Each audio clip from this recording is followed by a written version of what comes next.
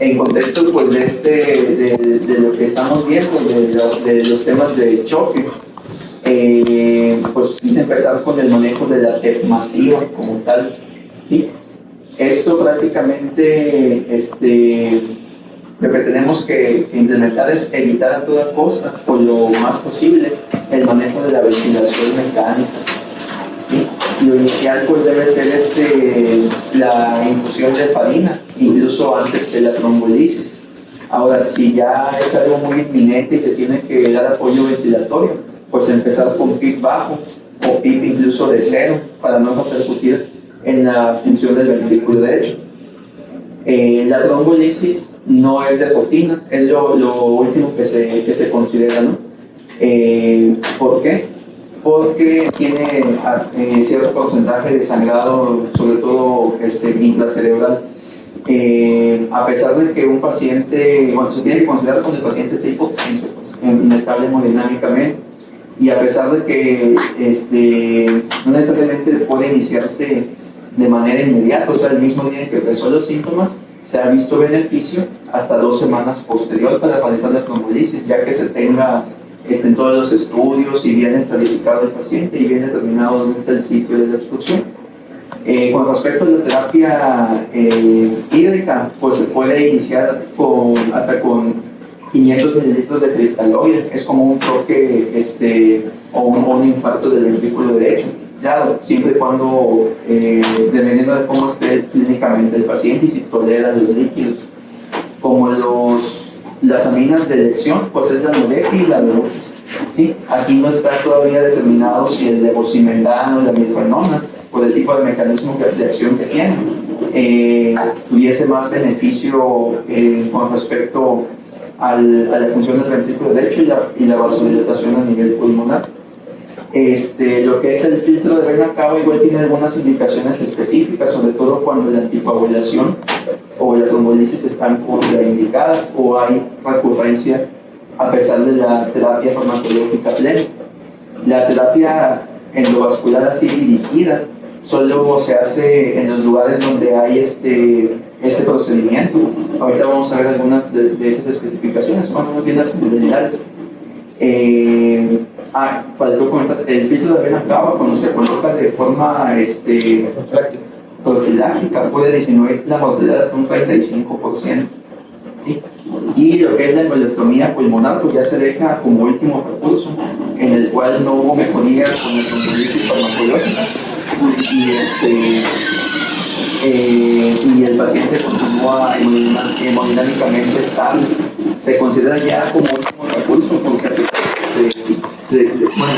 porque primero tiene que existir un lugar donde se pueda llevar a cabo y en segundo lugar puede tener hasta 40% de mortalidad, o sea, no es seguro que el paciente la vaya a dejar.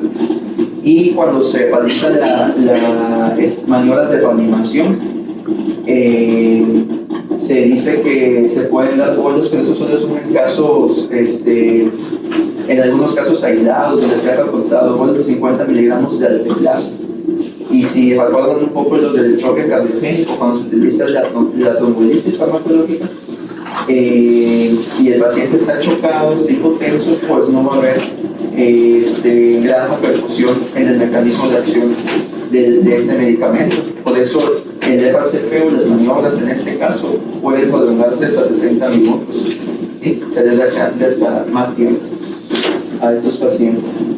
Entonces, cuando iniciar meramente la terapia trombolítica, TEP con hipotensión. Ahí sí, si no hay contraindicación, se inicia la trombolisis. Por lo tanto, no se indica de forma continuaria y siempre y cuando no haya respuesta de infusión de heparina. Ahora, se debe administrar de preferencia en vía periférica, porque acuérdense, si se administra por un central o algo, pues es un sitio de tensión donde puede tener la complicación de un sangrado. Y otro contexto donde se debe considerar, y por eso las 2 semanas posterior, es cuando hay pacientes con disfunción del ventrículo derecho o aumento de marcadores de riesgo, que eso es lo que vimos en la clase pasada, ¿no? A pesar de que el paciente está tranquilo y todo, si ya después se hace su ecocardiograma o se hacen más estudios de BNP, troponina y demás, y estos salen elevados, pues ya se puede considerar una trombolisis ya más fuera de tiempo de inicio de los síntomas. Y pues la incidencia de hemorragia mayor es hasta del 20% y hemorragia intracraneal hasta el 5%. Esto en la población general. Obviamente si hablamos de pacientes con más riesgo de sangrado, esto puede aumentar, como pacientes oncológicos o con alguna otra displasia sanguínea, por ejemplo. ¿Sí? Pues aquí nada más está a modo de resumen la trombolisis. Y nomás para recordar, se debe suspender la infusión de heparina al momento de la infusión. ¿Qué es lo principal que tenemos acá? La alteplasa, ¿no? Durante esas 2 horas en que se pasan los 100 miligramos, suspender la infusión de heparina y después de esas 2 horas reiniciar la misma infusión, ¿sí? Siempre y cuando el TTPA esté en menos de 80 segundos. Infusión de heparina. Acuérdense que la infusión de heparina son 80 unidades por kilogramo en bolo y después 18 unidades por kilogramo en infusión continua. En lo que se hace un estudio y siempre y cuando el paciente no esté hemodinámicamente inestable. ¿Sí? Si el paciente está hemodinámicamente inestable y no tiene contraindicaciones de trombolisis, ahí sí es donde se inicia la alteplasa. Y las contraindicaciones pues son estas que están acá. Siempre hay que recordarlo, sin sangrado activo, sin un tumor intracerebral, si trauma mayor, algún sangrado como tal, y también pues que no tenga hipertensión. Es como cuando se va a trombolizar una EBC, que no tenga más de 180 de sistólica, ¿no? La menstruación no es contraindicación, porque muchas veces, o en algunos casos, ha habido controversia. Está menstruando, no la trombolizo, no es contraindicación. Y pues ya nos vamos como tal en el tratamiento. Los más usados no son los que puse. Como tal, la anticoagulación no disuelve el coágulo, pero evita su crecimiento y le da chance al cuerpo pues, de estabilizarse. ¿Sí? La heparina no fraccionada, pues aquí lo que les comentaba, la dosis terapéutica. Puse puras dosis terapéuticas porque estamos viendo el contexto del choque obstructivo, ¿sí? no como tal de una tromboprofilaxis, ¿no? Se puede considerar la vía subcutánea, que es lo que muchas veces hicimos allá en el Congreso cuando no había Noxa o no había equipos para poner infusión continua, pues le poníamos subcutáneo cada 8 horas. El ajuste va de acuerdo a los tiempos de población y se prefiere usar, a diferencia de la enoxaparina, en pacientes obesos o con tasa de filtrado de menos de 30, ¿sí? Porque ahí no se tiene que ajustar. ¿Sí? Y acuérdense que también los pacientes nefrópatas tienen más riesgo de sangrado, por la urea elevada, trombocitopenia, hasta cierto nivel de anemia que manejan. Esta es una tabla en donde se ve cómo modificar la infusión de heparina no fraccionada de acuerdo al TTP. ¿Sí? Entonces ahí sí se le agrega bolo y además se tiene que disminuir la infusión y pues cada cuánto tiempo hay que hacer el control del TTP. Ahí está bajito, cada 4 horas, o si se hace algún ajuste de la infusión, cada 3 horas. Los rangos en promedio que se tiene que mantener es de 1.5 a 2.5, el TTP basal, o aquí pues lo manejan entre 46 y 70 segundos. ¿Sí? También nos marca la pauta sobre cómo hacer la suspensión temporal de la infusión en caso necesario. Con respecto a la heparina de bajo peso molecular o de Noxa, que es el que más se usa, aclaro acá los estudios, bueno, el tipo de heparina de bajo peso molecular que más se ha estudiado es la dalteparina, pero a nivel mundial también no es la que más se usa, es la enoxaparina, por eso le puse aquí. A diferencia de la heparina no fraccionada, tiene menor riesgo de osteoporosis y trombocitopenia inmune. La osteoporosis sobre todo cuando se utiliza a largo plazo. ¿Sí? La dosis terapéutica pues, es 1 miligramo por kilogramo cada 12 o 1.5 miligramos por kilogramo cada 24 horas.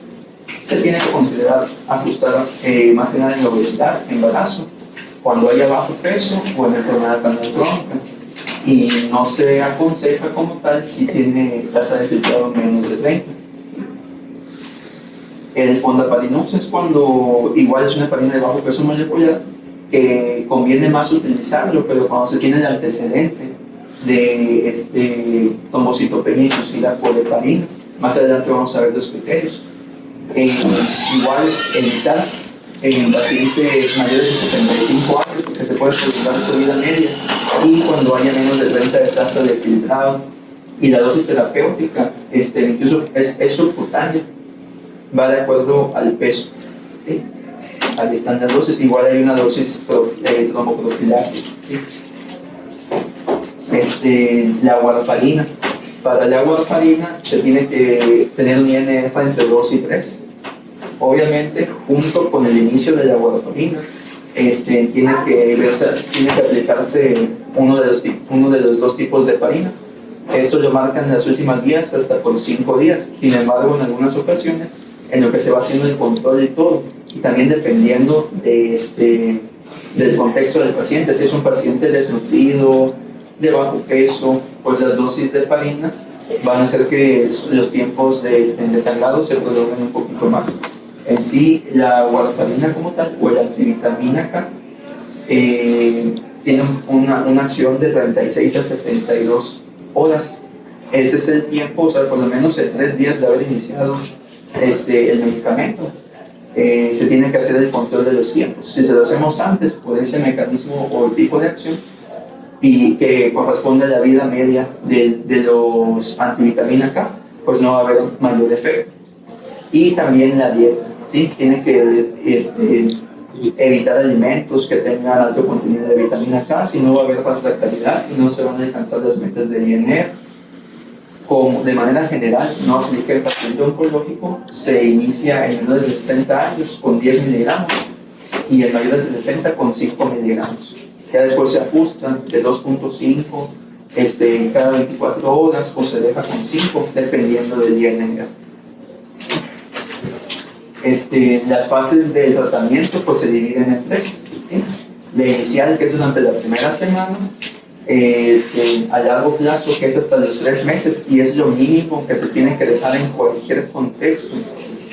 Ya hasta cuando se vaya de tratamiento extrahospitalario, y el extendido o indefinido, que es mayor de 3 meses. Esto es en la población normal.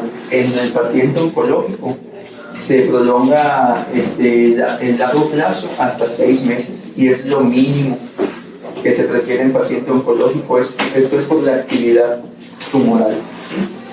Estas son las opciones que se tienen como tal, ¿sí? Y recordar que los anticoagulantes directos se tienen que ajustar de acuerdo a la tasa de filtrado glomerular. El rivaroxaban es el más utilizado entre ellos, igual incluso tiene entre los 2 hospitales. Hay que recordar que el rivaroxaban se tiene que dar junto con los alimentos, porque se absorbe mayormente a nivel de estómago. Entonces, si se da en un horario diferente al de los alimentos, pues no se va a tener un beneficio como tal, no se va a aprovechar bien el medicamento. Los demás anticoagulantes directos se absorben a nivel del primer tercio del intestino delgado. Por lo tanto, hay que tener en consideración si el paciente tiene alguna disfunción del tracto gastrointestinal o si tiene intolerancia a la vía oral, para pasarlo momentáneamente a una heparina, ¿sí? En lo que se alivia la sintomatología y ya puede volver a tolerar adecuadamente la heparina. Pues, igual cuando se les da seguimiento, todo eso se tiene que considerar, ¿sí? No nada más si se los tomó o no se los tomó. ¿Cuánto tiempo anticoagular? Esta escala de Ergo, con 2 o más factores de riesgo, tanto en hombres como mujeres, ya se puede considerar una anticoagulación indefinida, ¿sí? O sea, más de 6 meses o más de 3 meses en el caso de la población así que no sea oncológica. Esta pequeña escala está más validada en mujeres y se tiene que evaluar el riesgo-beneficio con respecto al sangrado con la escala de Hasler que ya conocemos. En este caso, la escala de Hasler, para considerar un alto riesgo de sangrado es a partir de 3 puntos. Entonces, si tiene un bajo riesgo de sangrado y tiene más de 2 factores de riesgo en la escala Euro, tanto en hombres como mujeres, ya podemos considerar continuar con la anticoagulación indefinida. Obviamente en lo que se protocoliza el por qué tiene esa coagulopatía. La clasificación del factor de riesgo ya habíamos visto previamente. Si es un factor transitorio, por ejemplo, un paciente sin comorbilidades, sin obesidad, que tuvo una cirugía que le mantuvo encamado menos de 48 horas y tuvo una duración de menos de 30 minutos o 1 hora en quirófano, ¿no? Si no tiene otros factores de riesgo, pues anticoagular por 3 meses, que es lo mínimo. Si tuvo algo no provocado pericogénico o que no se sabe la causa y tiene alto riesgo de trombosis por otros factores de riesgo, y bajo o moderado riesgo de sangrado, anticoagulación indefinida. Ahora, si no se sabe la causa, pero el riesgo de trombosis es bajo y tiene alto riesgo de sangrado, hasta máximo unos 6 meses.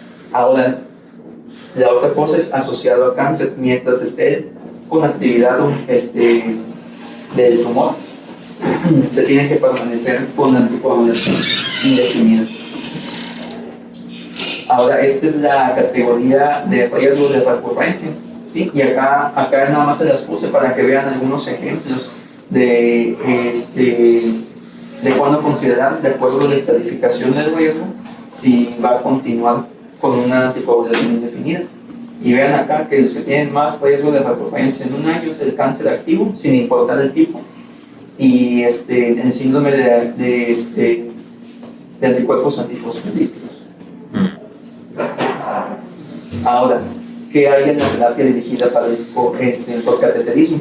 Es cuando hay una contraindicación de una trombolisis sistémica, ¿sí? No es candidato a embolectomía o cirugía, y cuando hay disfunción del ventrículo derecho, ¿sí?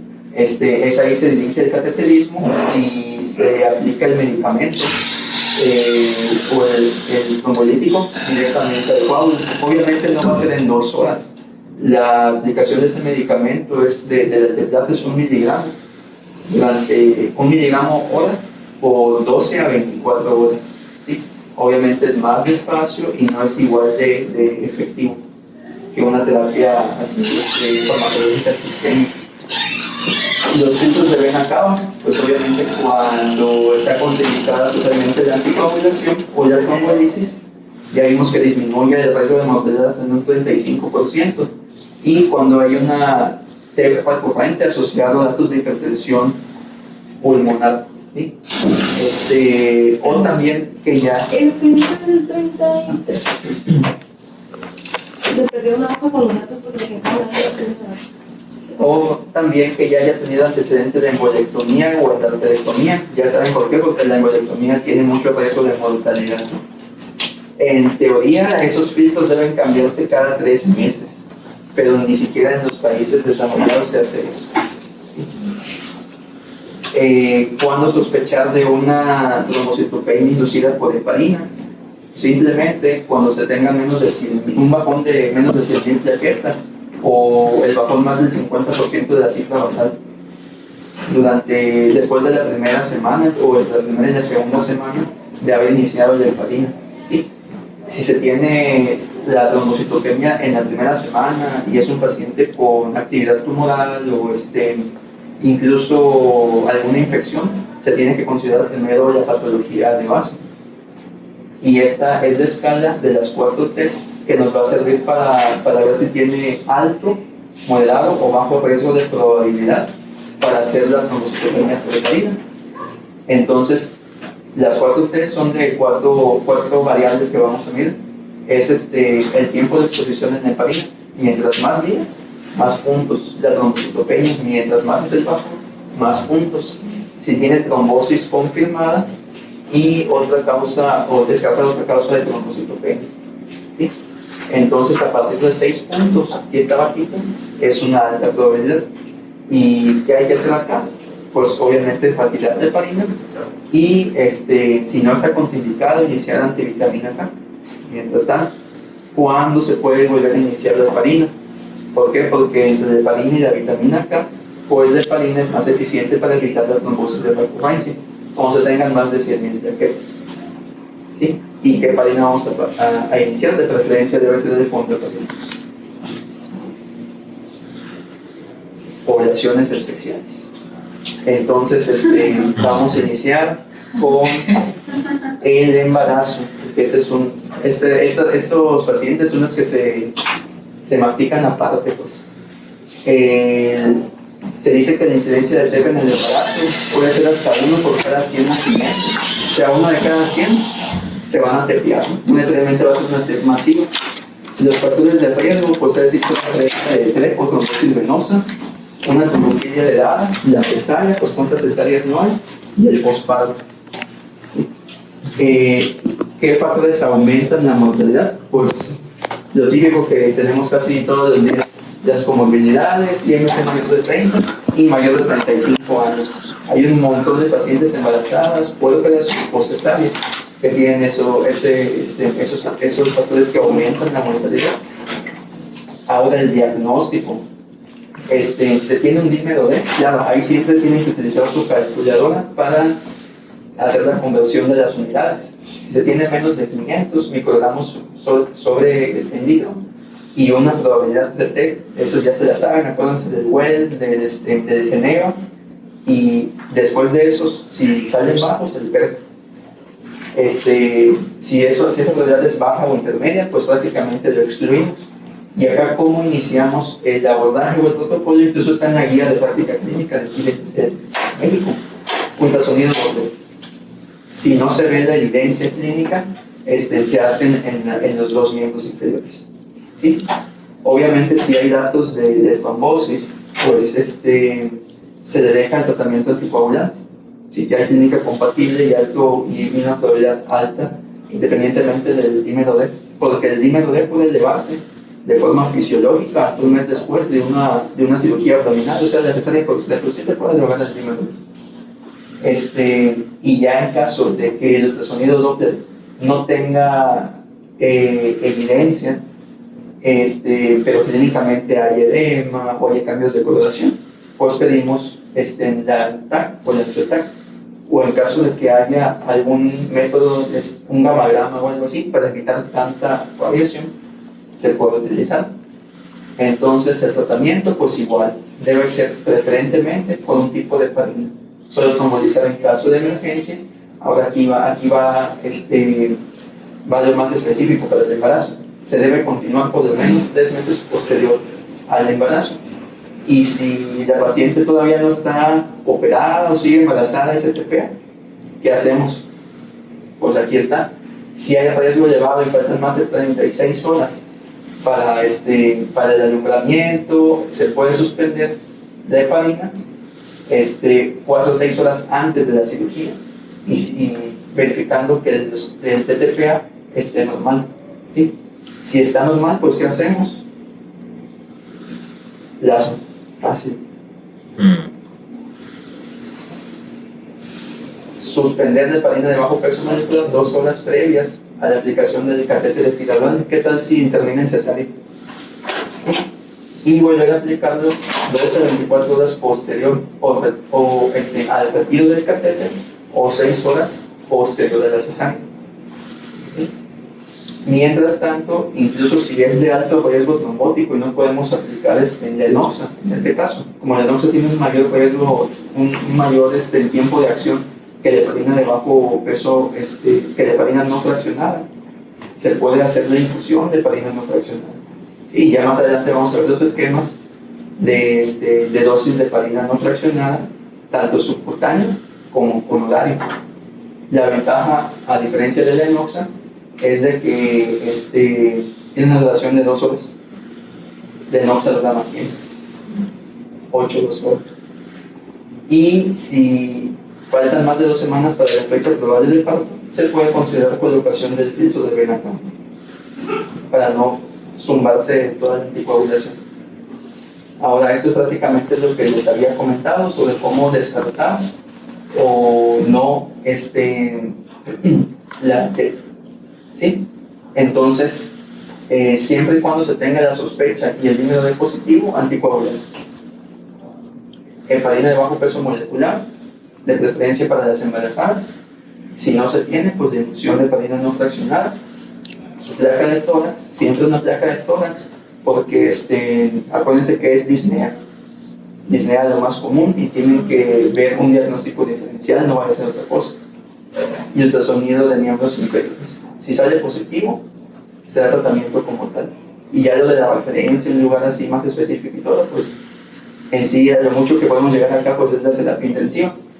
Y ya si hay compatibilidad o no hay datos, o sea, si no hay datos de la trombosis en el ultrasonido, pero sigue habiendo mucha sospecha clínica, se pide el gammagrama o la angiotomografía. Si está 100% negativo, se descarta. Pero si sale indeterminada, podemos pedir asesoría por un cardiólogo, ¿sí? Para saber si la descartamos o mejor iniciamos la anticoagulación. ¿Por qué no dar los anticoagulantes directos? El riesgo de teratogénesis, ¿sí? Rivaroxaban también se excreta por la leche y puede generar hemorragia en el neonato. En el caso de los antivitamina K, solo se podría considerar, excepto la warfarina, porque en cualquier trimestre del embarazo puede causar alteraciones a nivel del sistema nervioso. Se puede considerar en este caso la cenocumarina solamente en el segundo trimestre del embarazo. Por eso mejor el filtro de vena cava, sería una contraindicación. Ahora, paciente oncológico. ¿Qué tenemos acá? Pues que la incidencia de trombosis es hasta del 20%. Ya habíamos visto que los tipos de cáncer que tienen más riesgo de trombosis es el cáncer cerebral, de páncreas, estómago y obviamente lo que es lo hematológico, a diferencia de las personas sin malignidad que pueden tener hasta un 2% de riesgo de trombosis, ¿sí? Ahora, para esto hay que considerar el riesgo de sangrado, sobre todo en pacientes que tienen una malignidad a nivel de gastrointestinal o a nivel de vías urinarias, ¿sí?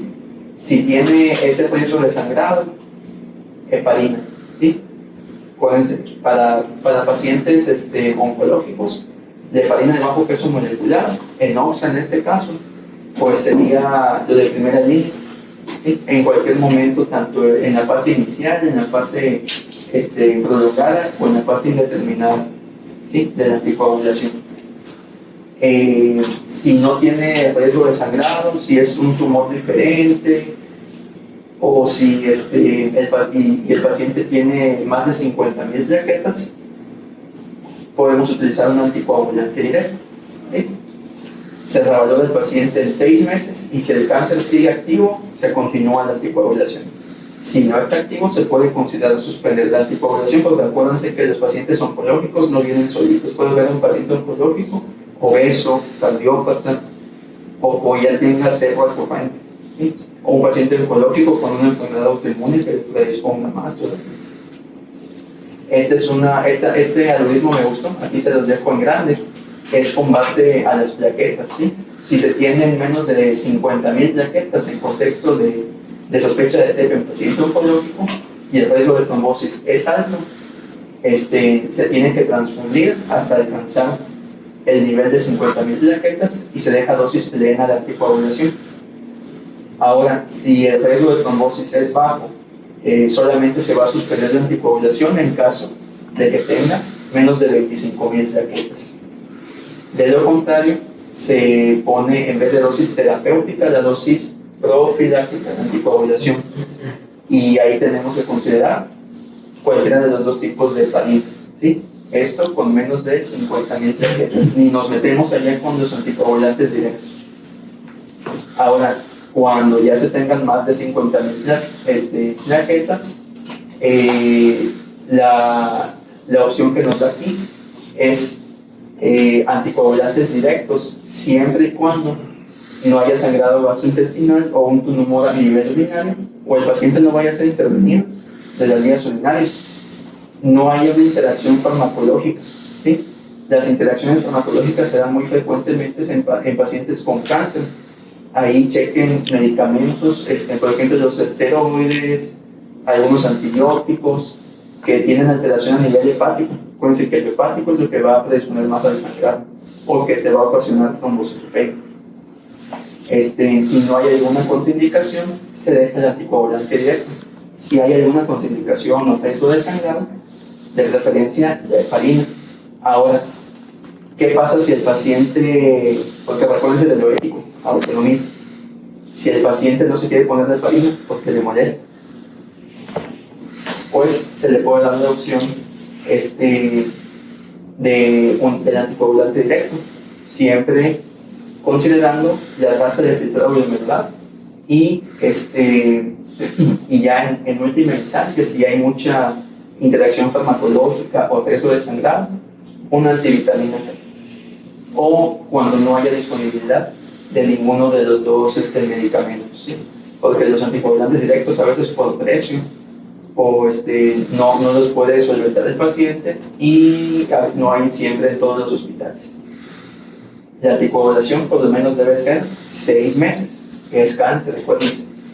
Ahora, ¿qué pasa si a pesar de la anticoagulación plena hay una TEF preocupante? Confirmar TEF, optimizar la adherencia al tratamiento.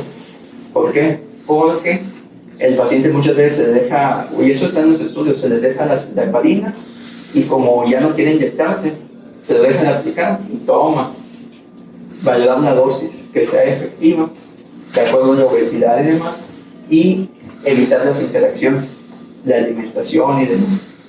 Si es un paciente en quimioterapia y no toleró la vía oral y está con anticoagulantes directos o antivitamina K, pues obviamente esa puede ser la causa de la recurrencia de la trombosis y habría que explicarle que le conviene en ese momento más la heparina de bajo peso molecular.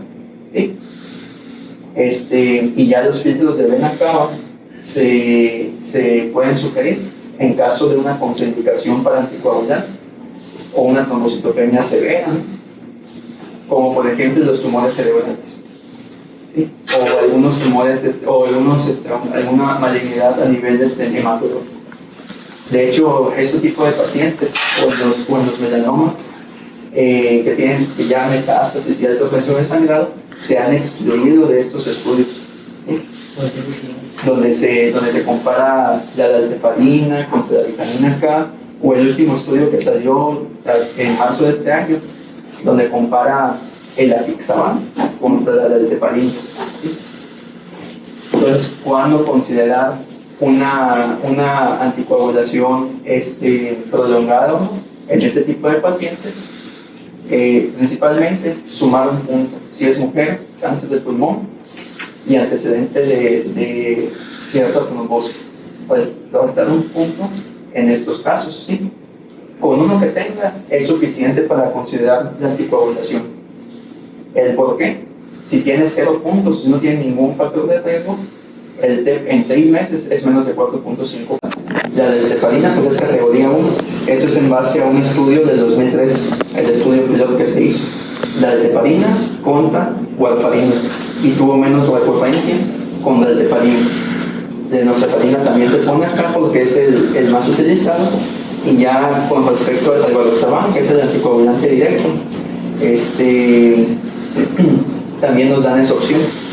¿Por qué nos dan esa opción desde el primer inicio? Porque el rivaroxaban no necesita la terapia puente junto con la heparina.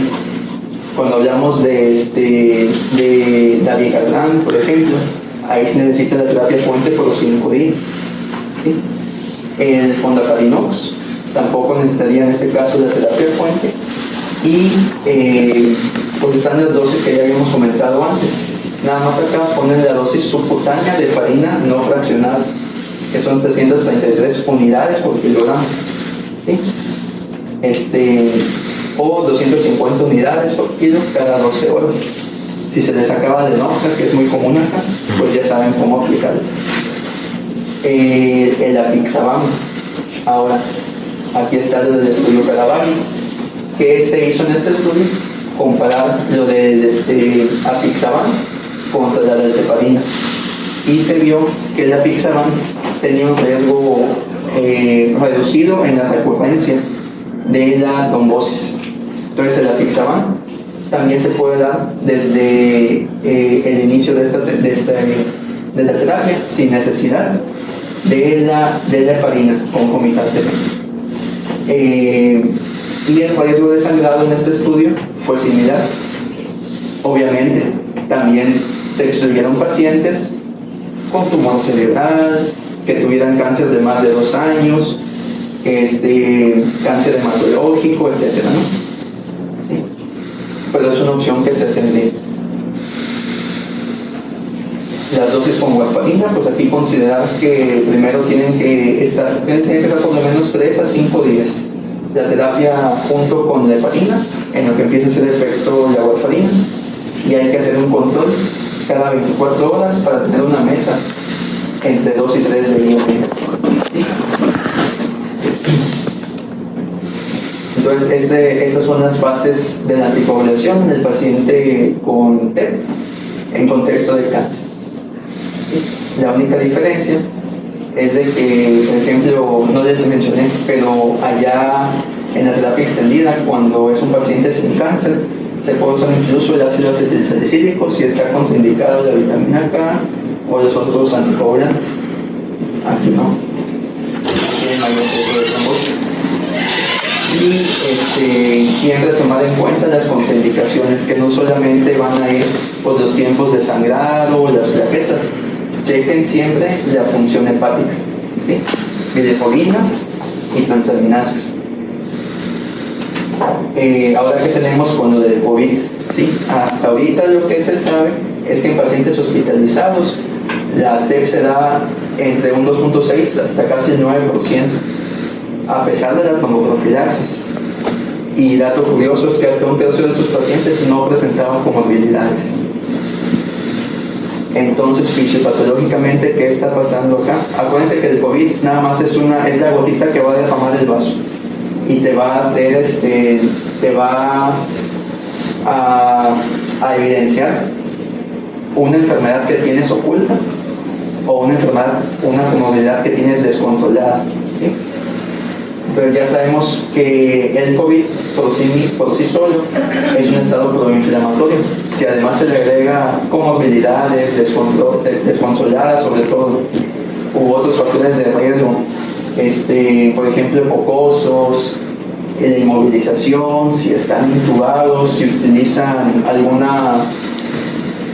relajante muscular que conlleva más estasis sanguíneas, esto va a provocar un estado proinflamatorio, y acuérdense que la inflamación conlleva a la trombosis, ¿sí? Y si a esto, como habíamos visto previamente, le agregamos la hipoxia, fisiopatológicamente la hipoxia también crea radicales libres y es un estado procoagulante, nos va a llevar a un mayor riesgo de tromboembolia. Ahora, en algunos casos se dice que no es un émbolo lo que ocasiona la trombosis a nivel pulmonar, ya que no hay evidencia de trombosis, o se han hecho ultrasonidos en pacientes donde no tienen una trombosis venosa profunda y tienen el coágulo ya. Entonces, ¿qué es por qué se explica esto? Acuérdense que también a nivel pulmonar hay mayor cantidad de endotelio. Está hasta 1/3 de la vasculatura pulmonar es endotelio, y el émbolo que se piensa que viene de algún otro lado, no, se forma ella misma, y es lo que ocasiona el coágulo ya a nivel de las vías respiratorias. Para el diagnóstico y pronóstico, pues lo más común es el número arriba de 3 microgramos por mililitro. Igual tienen que utilizar su calculadora dependiendo de las unidades en que se lo presenten. Demostró tener una sensibilidad baja. Acuérdense que abajo del 80% no es muy buen estudio, pero arriba del 80% ya podemos considerarlo más relevante, y es un valor predictivo negativo de hasta más del 90%. Y esto, mientras más aumento del dímero D, con respecto a cómo pasan los días, había más fallecidos, a diferencia de los supervivientes. Ahora, no conlleven a la inercia diagnóstica, porque muchos pacientes después en los estudios resultaban con anticoagulante lúpico. ese tercio que no tenía comorbilidades, no se les protocolizó si no tenían algo ya oculto. Entonces siempre piensen anticoagulante lúpico. El albaño relativamente está joven, se besió. Si le hacen anticoagulante lúpico, hay reportes de caso donde los pacientes sebesianos tenían otros datos de coagulopatía o de alguna enfermedad autoinmune. Parece que el SAF no necesariamente tiene que tener antecedentes familiares. De acuerdo a la guía de la Sociedad Americana de Hematología, se prefieren las heparinas, ¿sí?, para la pneumoprofilaxis en todo paciente que vaya a ser hospitalizado, que requiera oxígeno suplementario, porque la taquipnea, la hipoxemia conllevan a más postración, y eso conlleva a un estado de estasis sanguínea. Y considerar anticoagulantes directos de ingreso hospitalario. Se puede considerar la pneumoprofilaxis hasta 7 a 14 días posterior. Claro, no se da así de rutina, obviamente tiene sus procesos de cabeza. Y los anticoagulantes directos, pues considerar las interacciones farmacológicas. Muchos pacientes ya están con glucocorticoides, con estudios con antirretrovirales, el lopinavir, valproinavir, la acitromicina, disfunción gastrointestinal y lesión renal. No vayamos a hacer más mal que beneficio en este caso. Por eso la heparina en paciente hospitalizado sigue siendo la opción más favorable en contexto de COVID. Y más que conclusiones para puntualizar, pues protocolizar en pacientes menores de 50 años, sin factores de riesgo identificados, o esa famosa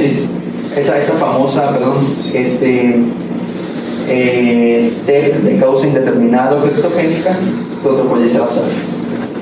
Los anticoagulantes directos sí pueden ser prioritarios en comparación con la warfarina, pero considerar si no hay hepatopatía o nefropatía grave o algún tipo de interacción. El tratamiento primario mínimo 3 meses, hasta 6 meses en paciente oncólogo. El tratamiento secundario o sin causa indeterminada, pues es de manera indefinida, siempre y cuando haya bajo riesgo de sangrado. La meta de INR para los que tienen warfarina de entre 2 y 3. En caso de recurrencia, a pesar de un INR metas, se sugiere cambiar de heparina y suspender la aspirina en pacientes con cardiopatía estable al iniciar anticoagulación. Eso es lo que tienen que tener en cuenta. Y pues ya por fin es todo. Ahora sí pueden hacer sus preguntitas, si tienen preguntitas.